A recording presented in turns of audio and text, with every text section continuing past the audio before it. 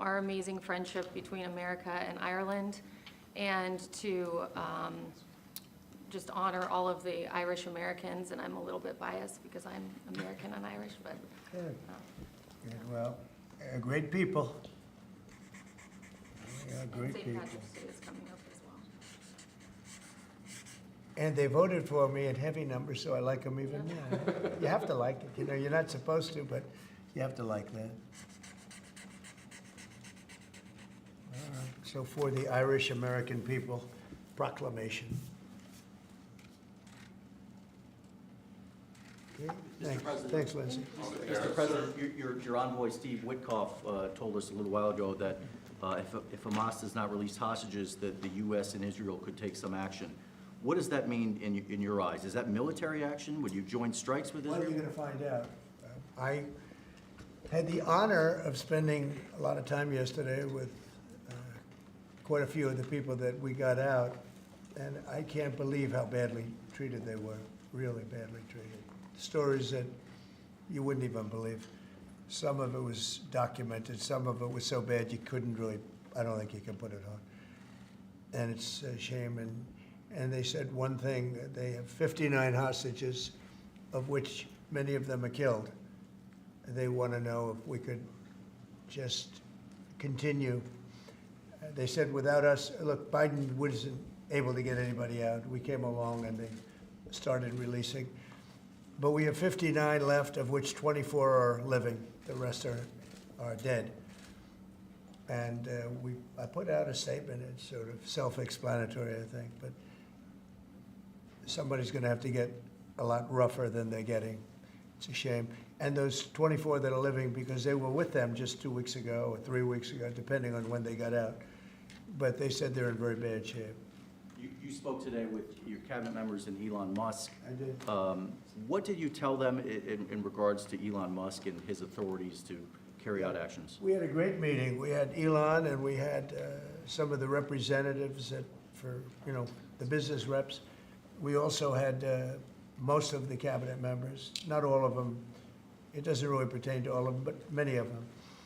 And I thought it was a really good meeting. It was about cutting because we have, everybody knows the country's way out of control in terms of the number of people. We have many people that don't work. We have many people probably that aren't even living that are getting checks. And we're finding all of that out, and it's being reported. We're going to save hundreds of billions of dollars. We've already saved a lot. And parts of it are contracts that are expired that we're paying on. Many crazy things that, you can see it happening. It shouldn't happen, but you can see it happening. You see a lot of it being put out. But the other thing I think most important for today, I want the cabinet members to keep good people. I don't want to see a big cut where a lot of good people are cut. I want the cabinet members to keep the good people, and the people that aren't doing a good job, that are unreliable, don't show up to work, et cetera, those people can be cut. So I had a meeting, and I said, I want the cabinet members go first, keep all the people you want, everybody that you need. And it would be better if they were there for 2 years instead of 2 weeks, because in 2 years they'll know the people better. But I want them to do the best job they can. When we have good people, that's precious, that's very important, and we want them to keep the good people. And so we're going to be watching them, and Elon and the group are going to be watching them. And if they can cut, it's better. And if they don't cut, then Elon will do the cutting. So, Mr. President, is that a reflection that you think Doge and Elon Musk have been moving too quickly? No, I think they've done an amazing job. They've done an amazing job, and look at what they found. I read it the other night in the speech. I mean, they found these things where billions of dollars has been poured down the drain to things. That's not about people, that's about contracts where billions and billions of dollars was just thrown out the window. It probably got kickbacks.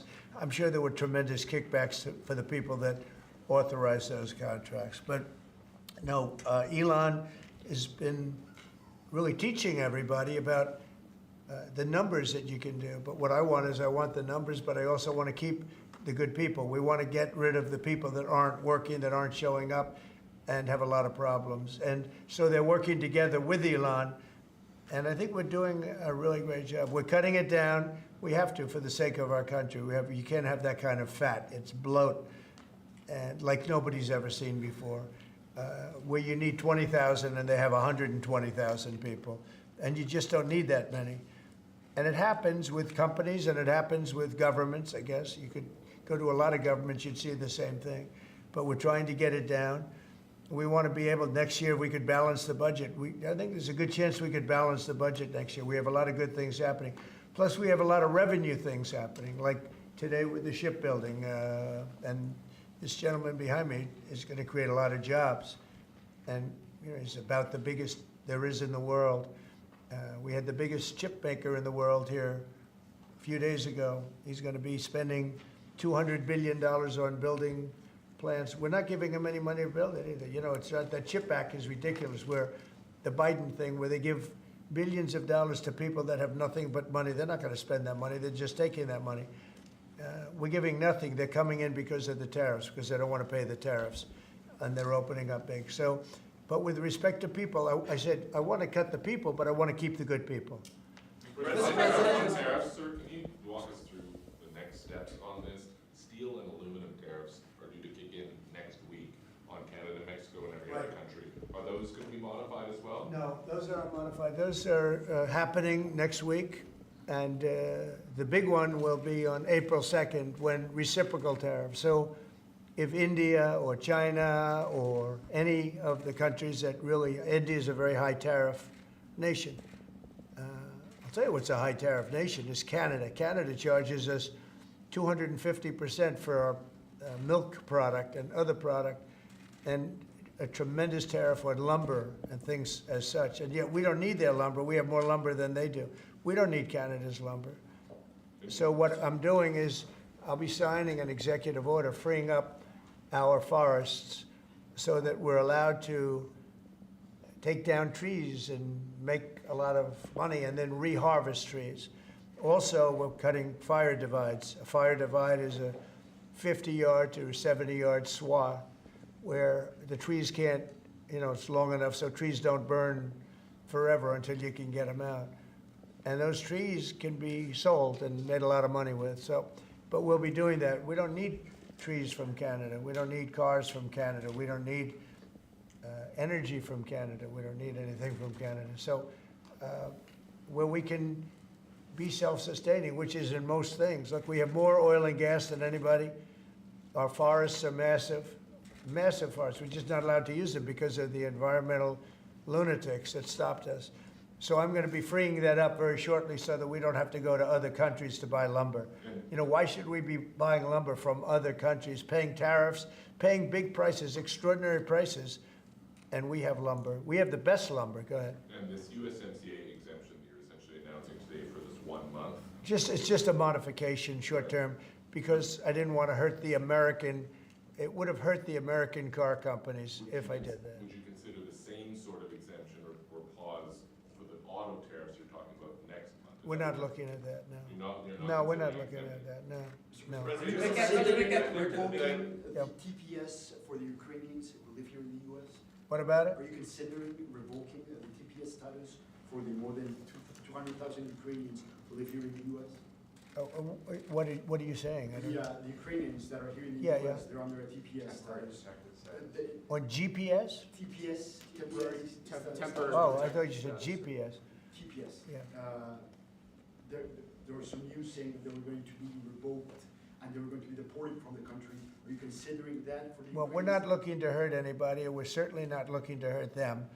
And I'm looking at that, and there were some people that think that's appropriate and some people don't, and I'll be making a decision pretty soon, okay? President Trump said. But we're not looking to hurt them, President Trump said especially Ukrainians. They've gone through a lot. Yeah, Peter?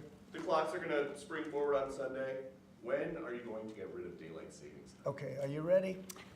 So, this should be the easiest one of all, but it's a 50-50 issue. And if something's a 50-50 issue, it's hard to get excited about it. I assume people would like to have more light later, but some people want to have more light earlier because they don't want to take their kids to school in the dark. And it's very much, it's a little bit one way, but it's very much a 50-50 issue. And it's something I can do, but a lot of people like it one way, a lot of people like it the other way. It's very even. And usually I find when that's the case, what else do we have to do? And I gotta ask, because because you were talking about this in your joint address, you were talking about Butler. It's been 7 months. Why do you think we don't know more about the guy who shot you in the ear? Yeah, oh, well, and the second one with all of his cell phones, so I want to find the answers. I've told them. In fact, today I said, I want to find, we can no longer blame Biden for that one. He should have released that a long time ago. So they are giving me a report next week sometime, and I do believe I'll be releasing. I want to release the report. A lot of people have asked that question. You had one who had 3 apps, 2 of which were foreign, supposedly, and who has the biggest white shoe law firm in Pennsylvania, even though they don't live in necessarily a white shoe area. What's that all about? His law, you know, the law firm. The other one had 7 or 6 cell phones, and I don't have 6 cell phones. And why would somebody have 6 cell phones? So we're going to be releasing a report on that soon, Peter. But based on what you're saying right there, the lack of information and Yeah. the data points that you just gave, does that make you think that there's some part of that there's some bigger? It could be. Well, it makes other people think that. It makes me think it a little bit too. I say, when you have 3 apps and 2 of them are foreign, and you had an FBI that wouldn't report on it, they didn't want to say why, I would say that could be suspicious. And then on the second assassin, you had, you know, and by the way, I have to tell you, Secret Service did a great job on that by spotting him. But on the second one, he had 6 cell phones. That's a lot of cell phones. And a couple of them had some strange markings on them. So, yeah, I want to find out, and I would be willing to release it. I mean, maybe there's a reason that we shouldn't, so I don't want to get too far ahead of my skis, but yeah, I would be very willing to release that. I'd like to see it. I want to see it myself, Peter. Not only you, I want to see that one myself. Mr. President, May I? Yes. President Macron yesterday said that France was ready to offer its nuclear protection to other European countries. What do you make of it? And in this case, would the US also maintain a nuclear umbrella for European countries? Well, France is also willing to put soldiers into Ukraine for safety reasons if we can get it. I will say that we've made a lot of progress with Ukraine and a lot of progress with Russia over the last couple of days. And it'd be great to bring that to an end so we don't have to talk that way about nuclear. It'd be great if everybody would get rid of their nuclear weapons. You know, we have Russia and us have by far the most. China will have an equal amount within 4 or 5 years. And it would be great if we could all denuclearize, because the power of nuclear weapons is crazy. It is crazy. And, you know, I was very far along a process with Russia, despite the Russia hoax, which didn't make it easy. It was a total hoax, a total rigged hoax by some bad people. But despite that, I was very close to having a program with Russia, denuclearization, and we were going to get China. I spoke to President Xi about it, and he would have been very happy to have gone along with it.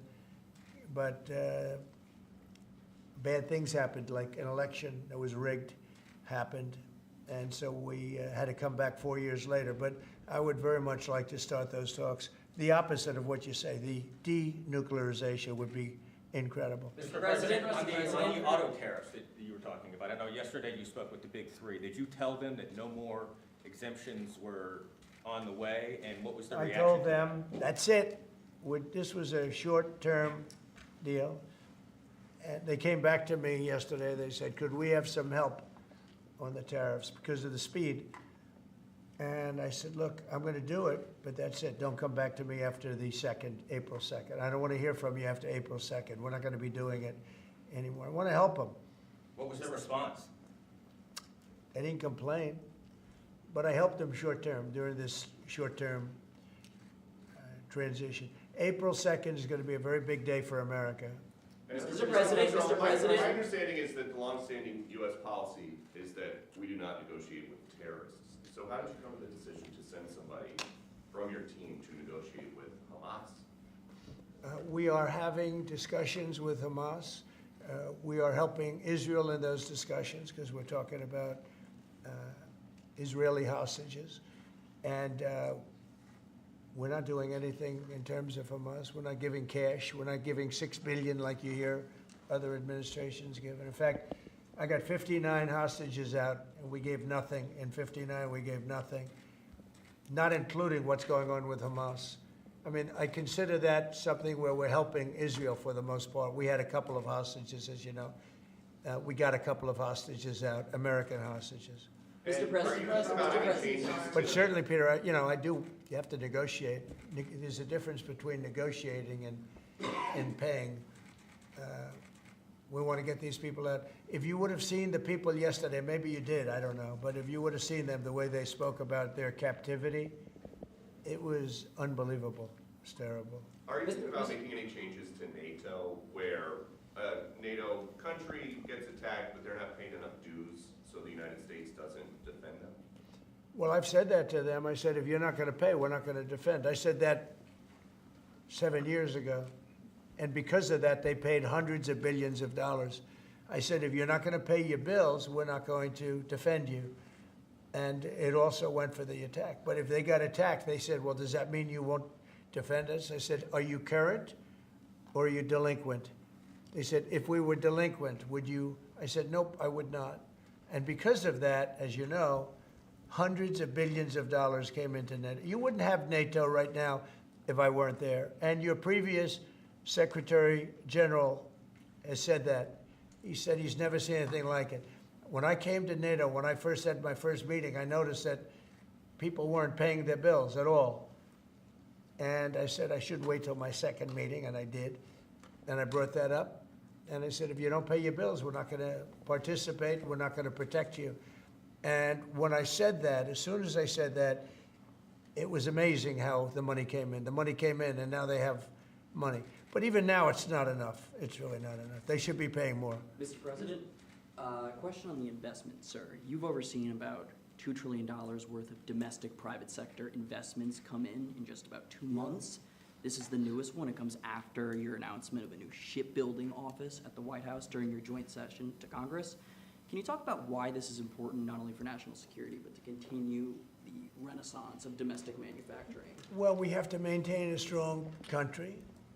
We have to maintain, we want to pay off debt.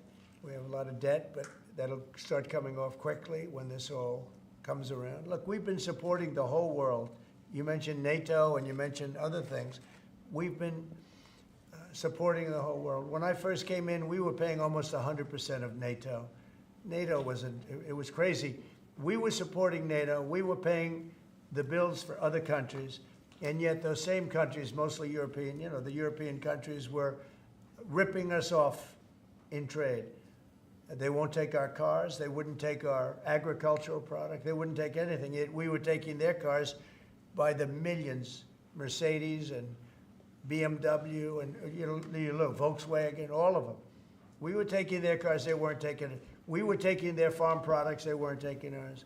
It was a total ripoff. And yet we were protecting them by giving them the money. And, that adds up to a bad number at the end of a lot of years. And that's what happened. And now it's time for this country to stop being ripped off. I had that done very much in the first administration, but then we had to focus on other things at the very end with COVID. And, but we had the greatest economy in history. We had the greatest economy in history. I think we're going to redo it here, but even better. And I wanted to do what we're doing now in the first term, but we had so many other things to do. We had to fix the border, which we did. We had to fix our military. We rebuilt our military.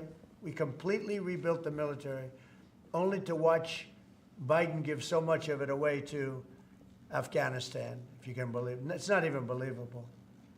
It's not even believable what he did. The damage that man did or that administration did to this country is frankly not even believable.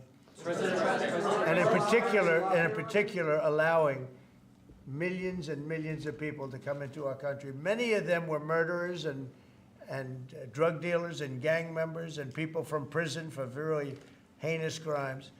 For him to allow those people into our country, and now we're spending tremendous amounts of time and effort. Nikki and Tom Homan, who's doing an unbelievable job, but we shouldn't have to be spending anything on that. We had the safest border ever.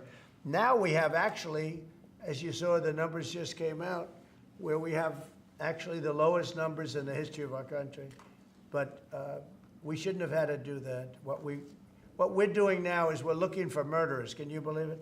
We're looking for murderers because thousands of murderers, some about 50%, killed more than one person. One killed 5 or 7. And we're looking for those people right now. We shouldn't have to be looking for them. President Trump, on Peter's question, are you going to make that policy, U.S. policy, that the U.S. wouldn't defend NATO countries that don't pay? Well, I think it's common sense, right? If they don't pay, I'm not going to defend them. No, I'm not going to defend them. I got into a lot of heat when I said that. You said, oh, he's violating NATO. And, you know, the biggest problem I have with NATO, I really, you know, I mean, I know the guys very well. They're friends of mine. But if the United States was in trouble and we called them, we said, we got a problem, France, we got a problem, a couple of others I won't mention. Do you think they're going to come and protect us? They're supposed to. I'm not so sure. So You know, with that's- Japan, why you know, with stay Japan, we have a deal, which is a very interesting one. And I love Japan. We have a great relationship with Japan, but we have an interesting deal with Japan that we have to protect them, but they don't have to protect us. Do you know that? That's the way the deal reads. We have to protect Japan. And by the way, they make a fortune with us economically. There's another case. But we have to protect Japan, but under no circumstances do they have to protect us. I actually asked, who makes these deals? Yeah, Peter? Well, so why stay in NATO at all? I view NATO as potentially good, but you gotta get some good thinking in NATO. It's very unfair what's been happening. Until I came along, we were paying close to 100% of NATO. So think of it, we're paying 100% of their military, and they're screwing us on trade. And when Zelensky inevitably comes back to the White House, what do you expect from him? And do you think you'll see him in a necktie?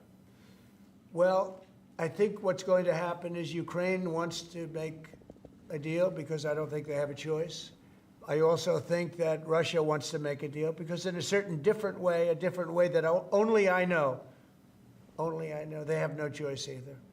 Are you still thinking of going to Saudi Arabia and meeting with Putin about this? I don't know. I can't tell you. I'm going to Saudi Arabia. Mr. President, They've been very, you know, I've made a deal with Saudi Arabia where, because normally you'd go to UK first, and last time I went to Saudi Arabia, they put up $450 billion. You know that, right? You were there. We had American companies that took in $450 billion. I said, well, this time they've gotten richer. We've all gotten older. So I said, I'll go if you pay $1 trillion, $1 trillion to American companies, meaning the purchase over a 4-year period of $1 trillion. And they've agreed to do that. So I'm going to be going there, and I have a great relationship with them, and they've been very nice. But they're going to be spending a lot of money to American companies for buying military equipment and a lot of other things. Is that a trip in the near future? Probably over the next month and a half. Yes. Mr. President, you told us a couple of weeks ago that you were looking to speak with President Xi of China. That hasn't happened. How come, and what are you Well, I waiting have for? spoken to him, yeah. Since that last phone call? I don't want to say that, but I have spoken to him. Yeah, please. Yeah, Mr. President, I have a great relationship with President Xi. But you've spoken to him It was since hurt January because of 17th. COVID. Thank you, Mr. That's why I don't call it the China virus anymore. He said, please don't call it the China virus. But to be clear, you've spoken to him since January 17th? I don't want to say that, but I have spoken to him. Thank you, And Mr. I President. speak to him a lot. Regarding this executive order you signed revoking security clearances at Perkins Coie, do you think there should be more steps like this to be taken against other people involved in the Russia collusion? I do, but that's going to be up ultimately to the Attorney General and various other people. Absolutely. Just as a follow-up, the other night, we saw Democrats' behavior during your joint address to Congress. Yeah. Do you think it shows just how out of touch they are with the American people, especially given that 79%, according to a CBS poll, approved of your I love this guy. Who are you with? My name's Nick Gilbertson with Breitbart News. I see. I really liked your questions. Thank you very much, Mr. President. Sir, regarding the executive order. The answer is just, Nick, just to, and I know your name very well. Good job, you do. Thank you. Yeah, the answer is, I thought it was very embarrassing for the Democrats what happened the other night. And that's not said for any other reason other than it's obvious, it's fact. Even CNN fake news said that. They came out and they said it. And worse than CNN is MSDNC, which is the worst. And the good news is very few people watch them anymore. They have lost such credibility. And frankly, what Nicole Wallace said, I've never been a fan of hers, and she's not very talented. But I'll tell you, what she said the other day about that young man is disgraceful. She should be forced to resign. And Rachel Maddow should be forced to resign. Nobody watches her anyway. I don't know if it's not possible they pay her as much money as I hear, but certainly she's lost all credibility, both of them. But what they said the other day, they should be forced to resign about that young person Mr. President? who is suffering greatly. Thank you, Nick. Will you extend, if a TikTok deal is not made on the timeline you gave, will you extend that? Will you- Probably, yeah. You will. probably. Okay. I think, look, we have a lot of interest in TikTok. And China is going to play a role. And so hopefully China will approve of the deal. But they're going to play a role. Are you close? But we have a lot of interest in TikTok. How long will you extend it, and how close are you to a deal? Well, we'll see. But if I need, right now, we have at least another month, so we don't need an extension. But if I needed an extension, I'd probably get it extended. Yeah, but Our countries Mr. reject. President, regarding the executive orders, there was talk that you might sign one winding down the education department, which department? the education department. Are you having second thoughts on that? No. I want to bring the schools back to the states. And, I've said it 100 times, we're ranked at the bottom of the list, and yet we spend more. We're ranked number one for cost per student. We're ranked at the bottom of the list in education. And I know if I bring it back to Iowa, Indiana, Idaho, all these great states, I think I could say 40 states, I want to bring it back. 10 states won't be perfect, 5 states will be probably not so good, but they will be every bit as good as Norway and Denmark and Sweden and all of the states that are rated at the top. If you tell me about Indiana and some of these great states that run really well, Iowa, you tell me about those states, and if they run their own education, they're going to do a lot better than somebody sitting in Washington, D.C. that couldn't care less about the pupils out in the Midwest. When do you think that might be signed then? When would you sign that order? Well, I want to just do it. I mean, we're starting the process. We're trying to get the schools back into the states. Let the states run the schools. And I'll tell you, you'll see something, it's gonna blow your mind. It'll be run so well. The school system, and I also believe in school choice, but that will take care of itself. A follow-up to that, Mr. President, if the education department were eliminated, how would you see, sort of what department, what agency would handle student loans and the other types of federal That would be grants that brought the in, education yeah, department? that would be brought into either Treasury or Small Business Administration or Commerce. And we've actually had that discussion today. I don't think the education should be handling the loans. That's not their business. I think it'll be brought into small business maybe. Kelly really liked it and really would like to do it. So the loans would be brought into a group where they really do that. And I think it's, that is, by the way, the most complicated thing in moving, but it's very simple if you do that. And So the President, same for our like federal countries grants? rejected your plan to move out more than 2 million people out of Gaza. What's your reaction to that and to Egypt's plan and to this meeting that happened? Out of Gaza? Yeah. I think that Gaza's a mess, and I think that Gaza could be good. I think it's got to be run properly, but right now Gaza is an absolute mess, and it has been for many, many years and decades. Yeah, Peter, did you have one more? I did, yeah. They have these 2 Starliner astronauts stuck in space for 8 months. Have you Oh, spoken to boy. them? They left them alone. Biden left them up there. And what do you know about that? I know everything about it. I said, we have 2 astronauts that are stuck in space. I have asked Elon, I said, do me a favor, can you get him out? He said, yes, he is preparing to go up, I think, in 2 weeks, What do you 2.5 know about how this went down? Because he's saying that the Biden White House was offered some kind of SpaceX rocket to go get these guys, and they said no. That's what I heard. I can't tell you that, but that's what I heard. But Biden was embarrassed by what happened, and he said, leave him up there. I would have said, if you're embarrassed, you got to get him out. Elon is right now preparing a ship to go up and get them. I'm sure that they will see this in space. What is your message to them? We love you, and we're coming up to get you, and you shouldn't have been up there so long. The most incompetent president in our history has allowed that to happen to you, but this president won't let it happen. We're going to get them out. We're coming up to get you. I've authorized Elon. I said, can you get them out? Because, you know, they've been left up there. I hope they like each other, but maybe they'll love each other. I don't know. But they've been left up there. Think of it. And I see the woman with the wild hair, good solid head of hair she's got. There's no kidding. There's no games with her hair. But, and you know, there's a danger up there too. They can have some failures up there that would be very bad. You got to get them out. So I've authorized Elon a week ago. I said, you know, we have two people up there that Biden and Kamala left up there, and he knows it very well. I said, are you equipped to get him? He said, yeah, he's got a Starship, and they're preparing it right now. And so Elon is going to go up and get him. Should I go on that journey just to be on the ship when we stop? If that's an option, yes.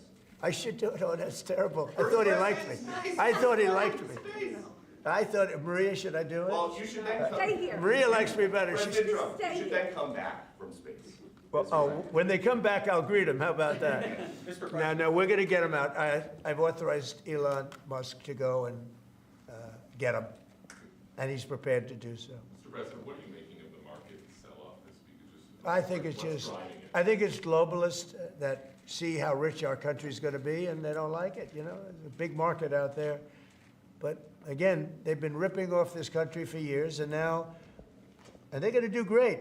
Everyone's going to do great, but we can't let this continue to happen to America. Otherwise, we're not going to have a country any longer. Thank you very much, everybody.